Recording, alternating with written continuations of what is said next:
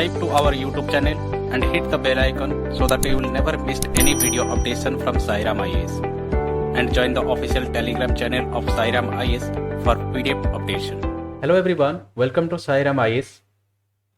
This will be second video of HPSC prelims question discussion. इससे previous video में हमने polity के जो 22 क्वेश्चन थे वो डिस्कस कर चुके हैं. इस वीडियो में हम ज्योग्राफी एंड एनवायरनमेंट की जो 16 क्वेश्चन है उससे डिस्कस करेंगे.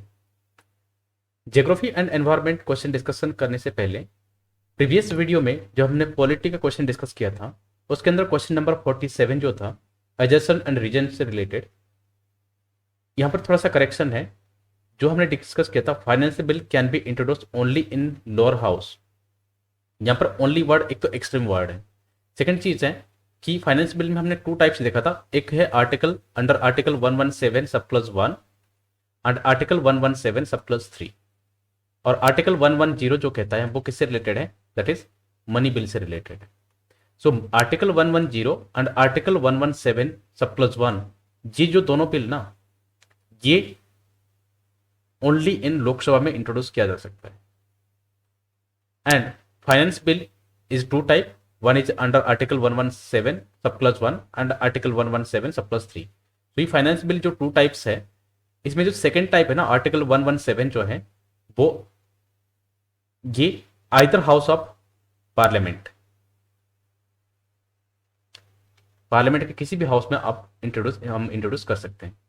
सो इसी हिसाब से हमारा जो आंसर हो जाता है ये ऑप्शन ए जो वो एडजसेंट वाला ये रॉन्ग हो जाता है. आंसर हो जाएगा D, A is false but R is true. So ये छोटा सा करेक्शन है. अब हम डिस्कस करते हैं ज्योग्राफी एंड एनवायरनमेंट के question. Question 4 of set D says that Justice Madan B. Lokur Committee was set up to take steps to option A. Look into violation of environmental rules. Option B. Prevent stubble burning. Option C.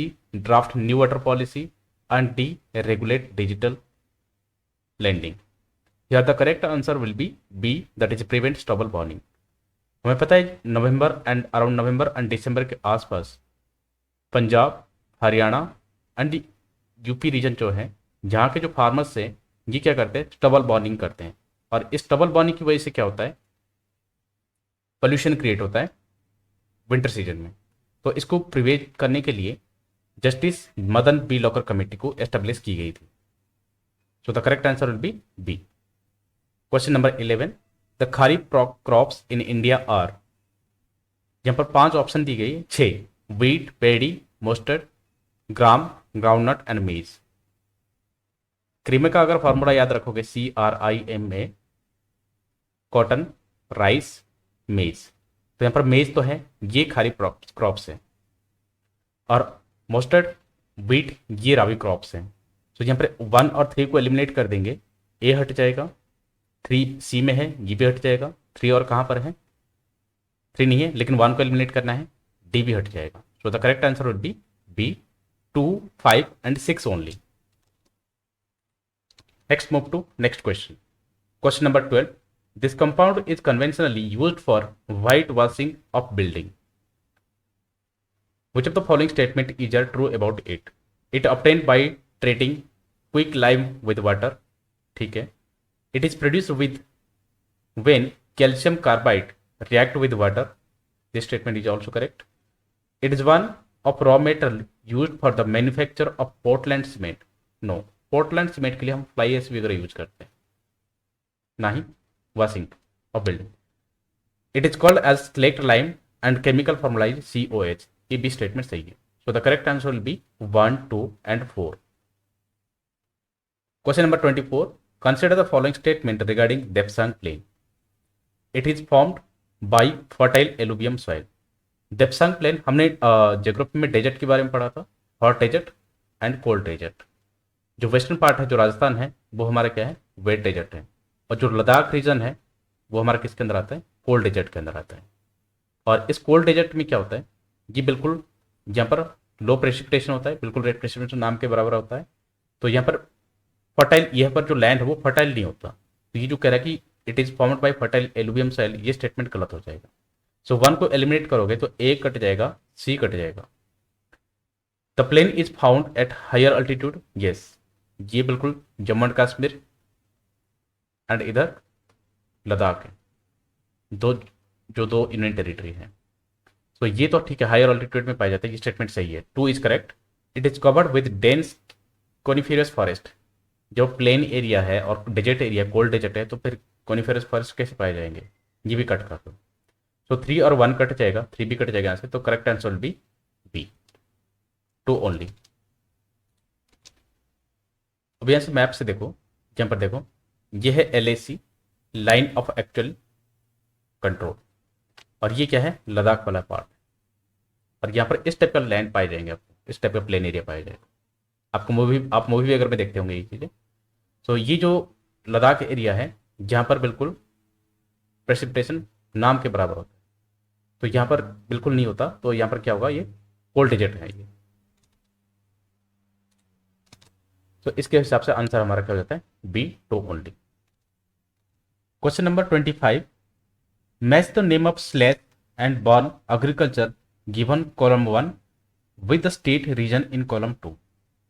यहाँ पर column 1 में क्या दिया गया है, slash and burn agriculture दिया है, और इधर स्टेट दिया है, रीजन दिया है।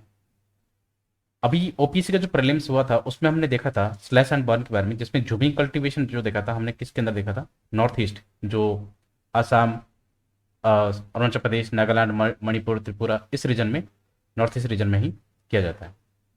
सो 1 हमारा सी हो जाएगा। इसके हिसाब से देखो 1C किस में है, सिर्फ बी ऑप्शन में है, 1 का जो है वो सी है। वैले जो है, सॉरी खील जो है वो कहाँ पर है, हिमालय बेल्ट में है। भृंगा जो है वो उड़ीसा में है, एंड वैले जो है वो साउथ ईस्ट राजस्थान में है। तो आंसर हो जाएगा बी। यहाँ पर आप लिस्ट देख सकते हो, यहाँ पर different name of slash and burn cultivation. North east में देखो झूमिंग है, उड़ीसा देखो कमान, भृंगा, राजस्थान में देखो वैलरे, और हिमालय बेल्ट में खील। Question number 26, which are the northern most, southern most, eastern most and western most landlocked state in India in order with no international boundary. देखो लैंडलॉक स्टेट होना चाहिए, पहला कंडीशन है। सेकंड कंडीशन है कि इंटरनेशनल बाउंड्री नहीं होना चाहिए। देखो तमिलनाडु को हम एलिमिनेशन कर सकते हैं, क्योंकि तमिलनाडु लैंडलॉक नहीं है। ये इंडिया के मैप देखोगे तो यहाँ पर तमिलनाडु है, और ये बे ऑफ बंगाल की तरफ टच करती है। और कौन सा है, मध्य प्रदेश, हरियाणा, आंध्र प्रदेश। आंध्र प्रदेश भी नहीं होगा, क्योंकि इसके ऊपर जस्ट आंध्र प्रदेश है, तो ये इसको भी एलिमिनेशन कर सकते हैं हम। ए हट जाएगा, बी हट जाएगा। हिमाचल प्रदेश, केरला, केरला भी नहीं हो सकता क्योंकि केरला इस साइड है जस्ट, तो ये भी कट जाएगा। बचा एक ही है, हरियाणा, तेलंगाना। तेलंगाना आप देखोगे यहाँ पर आंध्र प्रदेश के जो साइड में है तेलंगाना, झारखंड भी है यहाँ पर, और मध्य प्रदेश तो बीच में ही है, और हरियाणा ऊपर ही है। सो इसी वजह से अपना करेक्ट आंसर हो जाएगा D. Question number 27, which of the following is not a major river basin in India. C, Pennar हमें पता है साउथ में है, माही वेस्ट फ्लोइंग रिवर है, साबरमती भी है, ये तो रिवर बसिन है, लेकिन तीस्ता नहीं है, because Teesta is a tributary of river Brahmaputra, ये अपना अपनी ट्रिब्यूटरी है, तो ये आंसर नहीं होगा। आप यहाँ देख सकते हो, ये ब्रह्मपुत्र रिवर बसिन है, ये रिवर, लेकिन ये तीस्ता अलग रिवर है, ये ट्रिब्यूटरी है, तो इसका रिवर बसिन नहीं है। तो the correct answer will be C, Teesta. Question number 21 says that which of the following statement are correct about Jhelum river and fluvial landform. ये झेलम रिवर OPC क्वेश्चन में ही आया था, उसमें भी हमने डिस्कस किया था। स्टेटमेंट 1 ये कहता है Jhelum flow in the valley of Kashmir in its youth stage, ठीक है। It form meander in the valley of Kashmir, चलो ये भी ठीक है। थर्ड कह रहा है कि meander is typical feature associated with youth stage in the evolution of fluvial landform. Fourth statement कह रहा है कि it is a typical feature associated with the mature stage in the evolution of fluvial landform. देखो यहाँ पर दोनों statement क्या है, कॉमन है, बस एक ही वर्ड है, youth stage and mature stage. इसका मतलब हमारा इसी दोनों में से एक स्टेटमेंट सही होगा और एक स्टेटमेंट गलत होगा। हमें मेंडर फीचर ज्योग्राफी में देखा था। मेंडर कब होता है? जब रिवर अपना क्या होता है, मेच्योर स्टेज में आके अपना कोर्स बदलता रहता है, and due to the erosion and deposition. आप यहां पर देख सकते हो इस इमेज से, देखो यहाँ, ये जब रिवर मेच्योर हो जाती है, तो जब मेच्योर हो जाता है तो यहाँ से क्या होता है, वो इस टाइप का फॉर्म करता रहता है। और ये क्या था, यहाँ पर स्ट्राइक करेगा तो ई इरोजन हो जाएगा, फिर यहाँ आके जब यहाँ पर स्ट्राइक करेगा तो ई इरोजन आएगा, और कुछ टाइम बाद ये इतना डिफ्लेक्ट नहीं होगा, ये जस्ट इतना ही हो जाएगा। और यहाँ पर कट के आने कुछ समय बाद, ओवर पीरियड ऑफ टाइम, ये कट के बिल्कुल यहाँ पर एक ही बन जाएगा, और ये क्या बन जाएगा, एक लेक बन जाएगा, जिसको कहते हैं oxbow lake. Oxbow lake. And ये किस लिए फॉर्म होता है? Due to erosion and deposition. तो ये मेंडर फॉर्म कब आता है? जब रिवर मेच्योर हो जाता है।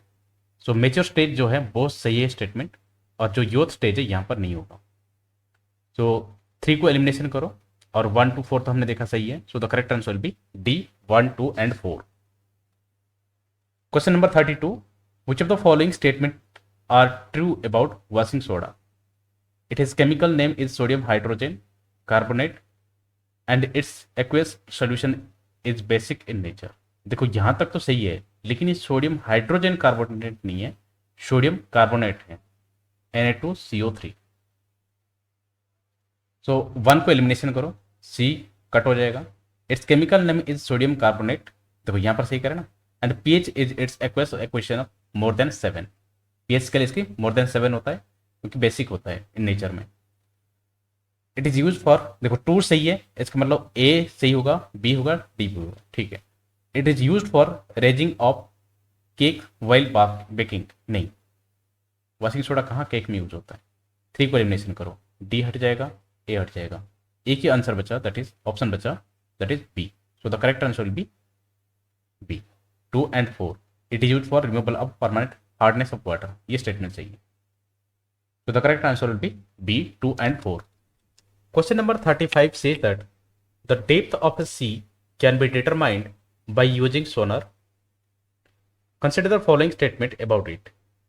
Statement 1 says that it uses ultrasonic waves for measurement of depth of sea. ठीक है. The speed of ultrasonic waves in sea water is same as that of sound in water, air. ये statement गलत है, same नहीं है, different है। और वैसे भी ये एक्सट्रीम वर्ड है, यहाँ पर सेम इस टाइप का वर्ड आएगा ना तो पहले आपको अलर्ट हो जाना है। Statement 3, time taken by ultrasonic waves reflected from bottom of the sea to reach the detector is used to measure the depth. ये स्टेटमेंट भी सही कह रहा है। सो 2 को एलिमिनेशन कर गए, सी कट जाएगा, डी कट जाएगा, आंसर हमारा हो जाएगा B. Question number 37, plastic bags are potential hazard to environment. बहुत सिंपल क्वेश्चन है प्लास्टिक बैग के बारे में। Option D, they are non biodegradable. Question number 40, the famous Nubra valley known for its orchids, vistas, Bactrian camels and monasteries lies between 2 mountain ranges. Karakoram range, Ladakh range, Zanskar range, Pir Panjal range, Dhauladhar range और Shivalik range, ये हम कितने बार discuss कर चुके हैं। और कराकोरम और लद्दाख के बीच में क्या आता है, Nubra valley. So correct answer will be D. देखो यहाँ पर कराकोरम रेंज है, यहाँ पर लद्दाख रेंज है, और इस बीच में जो है ये क्या है, नुब्रा वैली है। Question number 71, match list 1 with list 2 and select the correct option. List 1 belt of काम, लिस्ट 2 डिफ्लेक्टिंग फोर्स। देखो डिफ्लेक्टिंग फोर्स हमने कोरियलिस फोर्स में देखा था कि डिफ्लेक्टिंग फोर्स में क्या होता है, इक्वेटर से कोई भी ऑब्जेक्ट अगर हम नॉर्दर्न हेमिस्फीयर की तरफ छोड़ेंगे due to rotation of earth, क्या होगा, ये राइट की तरफ डिफ्लेक्ट करता है। एंड अगर सदर्न हेमिस्फीयर की तरफ छोड़ेंगे तो लेफ्ट की तरफ ये डिफ्लेक्ट करता है। सो डिफ्लेक्टिंग फोर्स तो हमें समझ में आ गया, ये 2 वाला जो है 1 के साथ मैच करेगा। रोरिंग फोर्टिस ये एक वेस्टर्लीज है, ट्रेड विंड के साथ हमने डिस्कस किया था। रोरिंग फोर्टिस जो है वेस्टर्लीज है। सो 2 हमारा 1 के साथ मैच करना चाहिए, 3 4 के साथ होना चाहिए। 2 यहाँ पर देखो 1 के साथ मैच कर रहा है और 3 जो है वो 4 के साथ मैच कर रहा है। तो इसके हिसाब से हमारा आंसर हो जाता है C, that is 3 1 4 2। Question number 72, match list 1 with list 2 and select the correct answer। List 1 देखो, नीलगिरी, सतपुरा, अरावली, हिमालय कह रहा है। अरावली तो हमें पता है ये है माउंट आबू में। सो यहाँ पर 2 जो होगा, 3 ऑप्शन जो होगा वो 2 के साथ मैच करना चाहिए। और जो 2 होगा सतपुरा जो है वो हमारा कहाँ है, धूपगढ़ में। नीलगिरी तो पता है, 1 जो ऑप्शन होगा वो किसके साथ मैच करेगा, दोदा बेट। और हिमालय तो सागर मथन है। सो 4 1 हो जाएगा, 3 2 हो जाएगा, और 2 हो जाएगा 3, और 1 हो जाएगा 4। तो इसके हिसाब से आंसर हो जाता है C. Question number 73, Sriharikota, where Satish Dhawan space centre is located. Simple question है, ईस्टर्न कोस्ट है, that is Pulicat lake. Question number 82 says that the largest fresh water lake in north east of India is located in which state. ये बहुत बार UPSC question पूछती है इसके बारे में। That is situated in Manipur and the name of the lake is Loktak lake which situated in the state of Manipur. So इस तरह से हमने ज्योग्राफी एंड एनवायरनमेंट की जो भी 16 क्वेश्चन थे वो सब हम डिस्कस कर लिए। अगर आपको इस वीडियो की पीडीएफ चाहिए तो हमारे टेलीग्राम चैनल में ज्वाइन कर सकते हैं, और टेलीग्राम चैनल का जो लिंक है वो हमारे इस वीडियो के डिस्क्रिप्शन बॉक्स में अवेलेबल है। इस वीडियो में हम इतने डिस्कस करेंगे। Thank you so much.